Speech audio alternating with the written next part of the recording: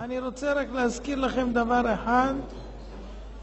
כל מי שחושב או חשב לחגוג במרכאות את תחילת השנה האזרחית וחושב שהוא רוצה ללכת לסילבסטר, הייתי רוצה רק שהוא ידע כמה פרטים.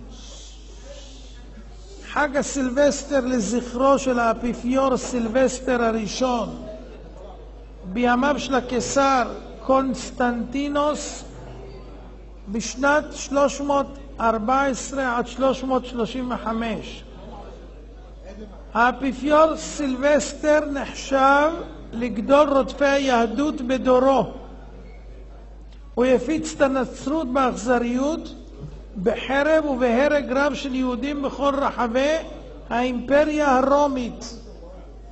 סילבסטר היה מורו ומטבילו של הקיסר קונסטנטינוס.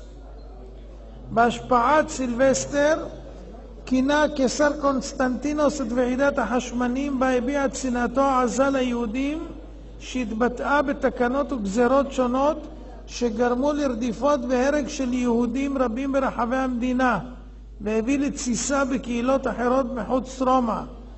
היורשים של השניים, סילבסטר וקונסטנטינוס, המשיכו בדרכם והיו אחראים לשרפת הערים טבריה וציפורי, ועל ידי כך לביטול הסנהדרין. סילבסטר שונא היהודים קיבל מהקיסר קונסטנטינוס את האדיקט מילאנו, שהוא כתב סמכות המקנה זכויות יתר לנוצרים בכל האימפריה הרומית, והפכה את הכנסייה לכנסיית המדינה.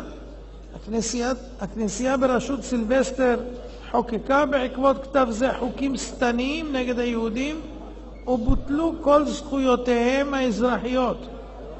אותם החוקים נמשכו במשך דורות רבים גם לאחר נפילת האימפריה הרומית, הופצו בעולם כולו והיו הבסיס לרדיפת יהודים בימי האינקוויזיציה, הפוגרומים ושאר הפרעות.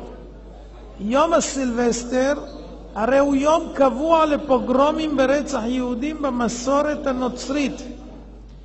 בליל 31 בדצמבר 1400, בזמן חגיגות היין של הנוצרים בליל סילבסטר, יצאו בפוגרום מאורגן ראשון נגד יהודים. הפוגרומים פרצו במקביל בערים באנגליה, צרפת וגרמניה.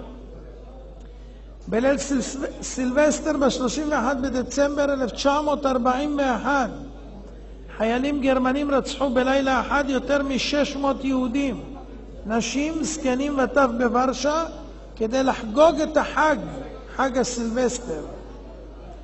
בליל 31 בדצמבר 1942, מכונות ההשמדה באושוויץ עבדו בקצב מטורף יותר מאשר בימים רגילים, ולשמחת החוגגים השמידו ללא רחמים אלפי יהודים.